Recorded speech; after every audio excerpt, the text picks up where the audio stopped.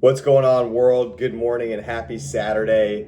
Had a really cool conversation yesterday that I wanted to share with you all, and it came from a young 20-year-old who asked me about career advice.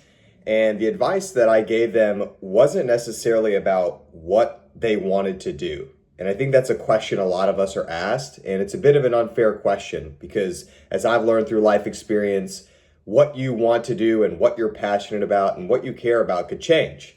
But what I did ask them is, what is the type of lifestyle that you want to lead?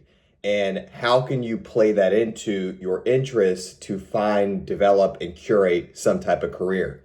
Now, I know a lot of us out there, we've been kind of sold the idea of a dream job or a job that we can commit to for the next 40 years of our life. And you could even say the same for a business.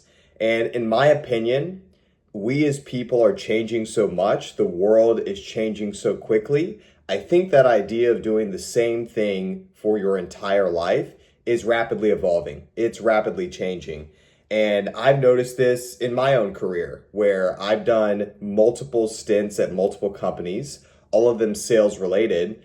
But after a while, yes, I stayed in the same field as far as the mechanics of my job and what I was doing and the type of objectives, having a quota, needing to work with team members, sales, operations, finance, all these things.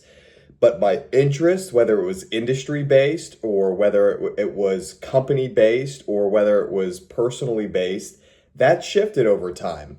It started with one thing and now it's evolved for my personal journey 6 or 7 times. And I believe that process will continue for lack of better words. That process will continue to happen. And so in this conversation that I had with the young lady that I was having, that I was chatting with, basically she is figuring out her career. She is figuring out what she's going to be studying in college. She's going into her sophomore year of school and she's going in undecided, which I actually thought was really great because so many people go to college or go down a path with the expectation that they're going to find the thing that they love and that they know exactly what they want to do. And I do believe there are some people out there like that. I had an interaction with someone the other day who's in their mid to late 20s and they knew from the age of 10 years old that they wanted to be in a specific field of law because of family, because of personal ambitions, and just because of things that they had been studying and things they were interested in since they were a child. And I love that story. I think that's fantastic. But I also think that's not the story for a lot of other people, including myself. And I think it's okay to give yourself grace to change and to make adjustments. And the question that you're trying to fulfill in that is not what do I want to do next, but what type of lifestyle will come from what I'm doing next. And lifestyle is more than just the actual finances of whatever profession that you're in. Finances are important. In order to have some type of livelihood, you have to have your financial means taken care of.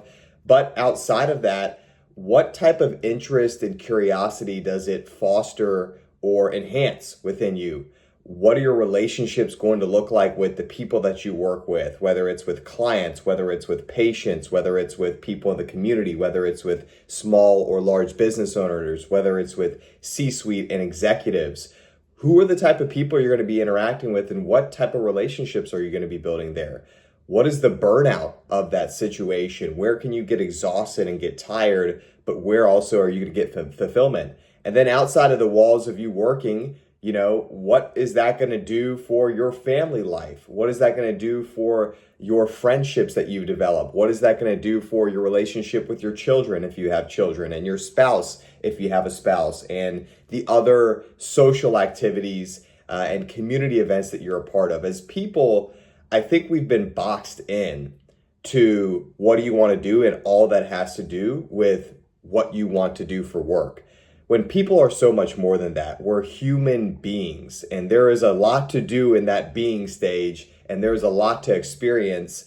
And a lot of this is self-reflection from my own journey in life to realize we're so complex, there's so much about us, and we've been forced into a way of thinking that isn't conducive to the way that humans are meant to live. We're meant to experience life, to enjoy life. And if you live in this country, the United States, But any country where you have those freedoms and you have an opportunity to pursue that, in my opinion, you have the opportunity and you should give yourself permission to ask yourself a question that's going to allow things to line up that way. And I believe that's one of the biggest shifts that came out of COVID is people started asking themselves, what do I actually want for myself and for my life versus what do I want to do for work? And it's a beautiful thing. I know it's caused a lot of disruptions in the workplace and it's caused a lot of changes in the employment market. And I work for a company that deals with a lot of those items. So it's been interesting to talk with people about that. But I also think it's a very healthy shift because disruption is necessary for advancement. So the question you should be asking yourself is always, what type of life is this decision, is this path going to yield me, less than is it something that I want to do? I believe your interest can be curated and fostered if you know that the life that you're going to have is going to come through it. So a switch in mindset, a switch in perspective. I hope it helps. Comment, share. Would love to just engage and foster a community around these things. I believe I'm a person who thinks outside the box and would love to hear your guys' thoughts too. Take care.